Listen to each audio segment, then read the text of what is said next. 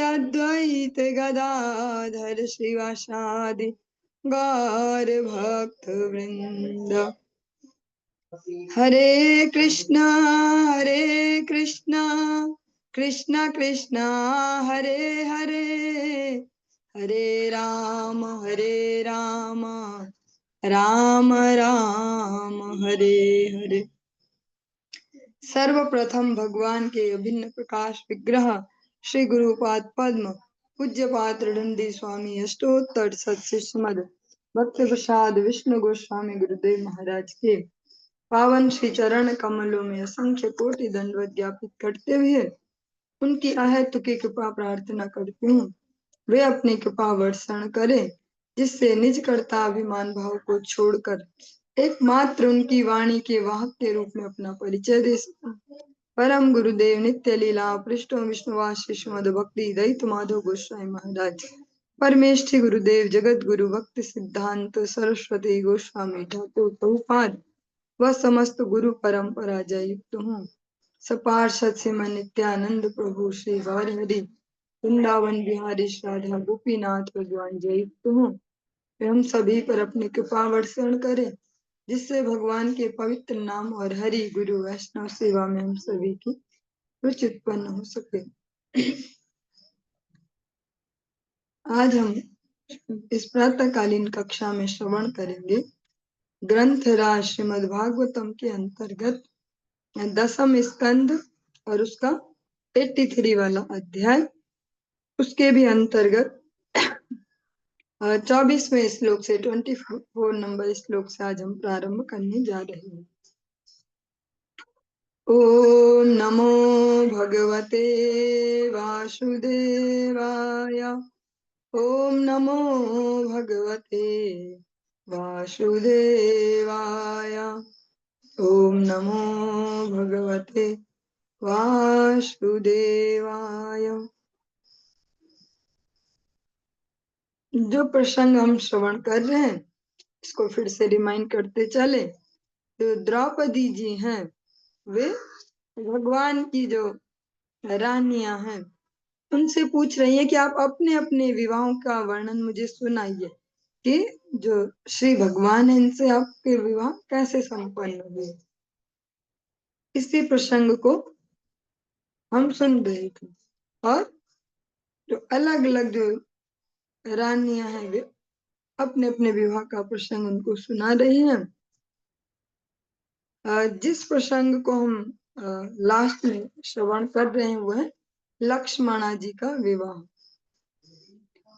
मत्स्याभासं जले वीक्ष्य ज्ञात्वा च तदवस्थितिं पार्थो यत्तोषजत् बाणं नाचिन्नत् स्पृशे परम।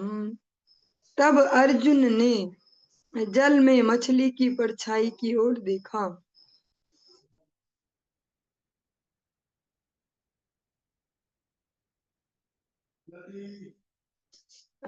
हरे कृष्णा, थोड़ी सी नहीं थोड़ा बड़ी सी मिस्टेक हो गई है।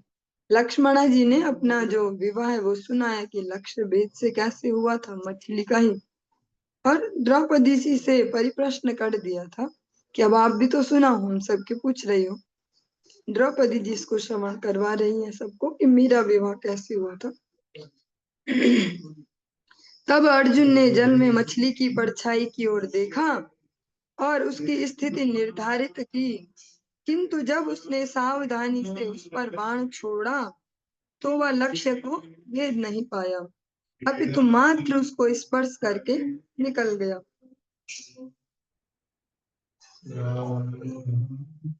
राजन्येषु निवृत्तेषु भग्नमानेषु मानिषु भगवान धनुरादाय सज्जं कृत्वाथ लीलया तस्मिन् सन्धाय विशिखं मत्स्यं वीक्ष्य सकृज्जले तच्छ्वेषुणा पातयत्तं सूर्ये चाभिजिते स्थिते। जब सारे दंभी राजाओं का घमंड चूर चूर हो गया और उन्होंने यह प्रयास त्याग दिया तो पूर्ण पुरुषोत्तम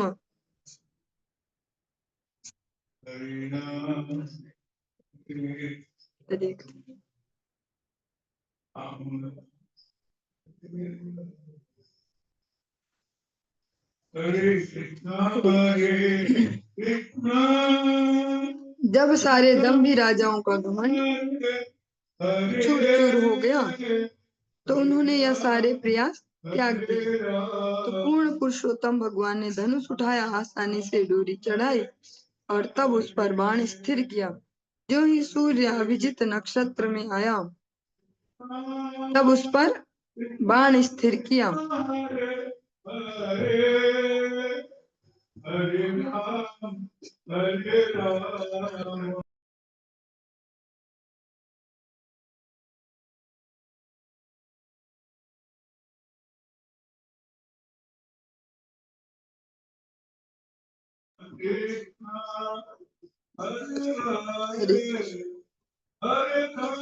जो ही सूर्य अभिजित नक्षत्र में आया तो उन्होंने जल में मछली को केवल एक बार देखा और फिर उसे बाण से भेद कर जमीन पर गिरा दिया।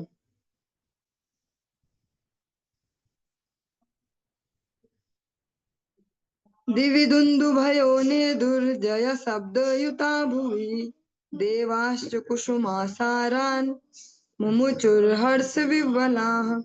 आकाश में दुंदुभियां बजने लगी और पृथ्वी पर लोग जय जय का उद्घोष करने लगे। देवताओं ने अति प्रसन्न होकर पुष्प बरसाए। तदरंगमाविष्महं कलनोपुराभ्यां पदभ्यां परिगृह्य कनको उज्ज्वल रत्नमालां नूत्ने निवीय परिधाय च कौशिकाग्रये सव्रीडहासवदना कवरी धृतशका।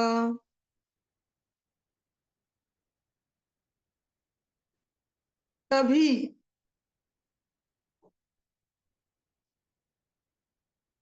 मैं रंगशाला में गई। द्रौपदी जी ये कह रही हैं।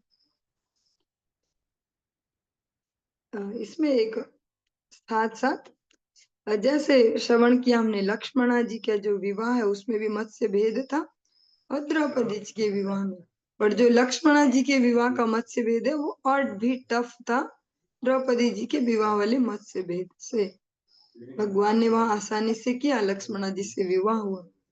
जो द्रौपदी जी हैं जो उनका विवाह प्रसंग है स्वयंवर का।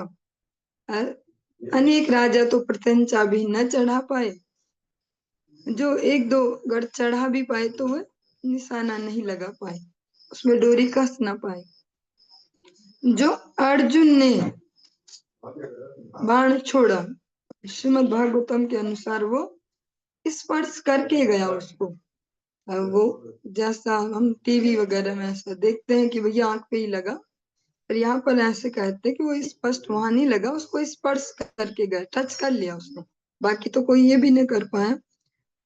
फिर सूर्य जब अभिजित नक्षत्र में आए तब भगवान ने भी किया वही मत्स्य भेद द्रौपदी जी के स्वयंवर वाला, और बिल्कुल वो सटीक निशाने पे लगा और मछली गिर गई। और जो अर्जुन है वे समस्त राजाओं में से सर्वश्रेष्ठ वहां साबित हुए, तो उनसे द्रौपदी जी का विवाह हुआ, क्योंकि भगवान विवाह के लिए तो नहीं गए थे वहां पे, बस उन्होंने लास्ट में फिनिशिंग करके दिखाई कि लो किसी के बस का नहीं था, ये ऐसे होगा। द्रौपदी जी कहती हैं, तभी मैं रंगशाला में गई, मेरे पाँव के नूपुर मंद ध्वनि कर रहे थे। मैं उत्तम कोटि के रेशम के नए वस्त्र धारण किए थे जिनके ऊपर करधनी बंधी थी, और मैं सोने तथा रत्नों से बना चमकीला हार धारण किए थे। मेरे मुखमंडल पर लजीली मुस्कान थी और बालों में पुष्पों की माला थी। उन्नीय वक्त्र मुरुकुंतल कुंडल गंडस्थलम शिशिरहास कटाक्ष मोक्ष राज्ञो निरीक्ष्य परितः सनकैर्मुरारेर अंशे अनुरक्त हृदया निदधे स्वमालाम। मैंने अपना सिर उठाया, जो मेरे प्रचुर बालों के गुच्छों तथा मेरे गालों से कपोलों से परावर्तित मेरे कुंडलों की चमक के तेज से घिरा था। मैंने शांत भाव से मंद हास के साथ इधर उधर दृष्टि फेरी तब चारों ओर सारे राजाओं को देखते हुए मैंने धीरे से हार को